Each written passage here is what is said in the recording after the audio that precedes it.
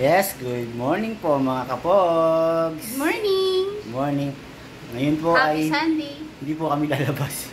Hindi po, gayaya po si EJ sa labas pero hindi po kami lalabas ngayon. After church, After church, kami po ay magano? hot pot. Hot pot. Yan. So usually after church po ay dapat dine out kami, lunch out. Pero this time, maiba naman. Yeah. Ano mga kailangan natin dyan? Ano to?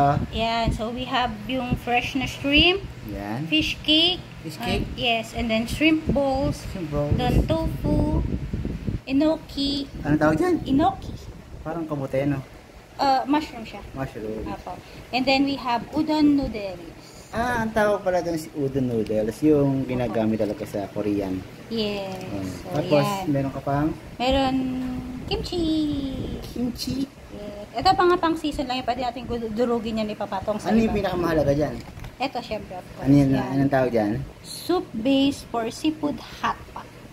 Ito talaga yung nilalagay dyan. Paano pag naubos? Ayan. Kailangan ubusin yan o kalakalahati lang? Di sabi dito 1.5 liters ng water. Oh. Pero 1.5 liters yan. Katumbas niya About 1.5 liters. Opo. Yan. So sapat na yan para dito sa atin. Or po pwede rin naman kayong gumamit ng shrimp cubes. Tapos, meron tayong Of course, yung butane na stove. stove. Bitin na stove. Then, naglalaga na akong itlog. Oo nga pala, no, kailangan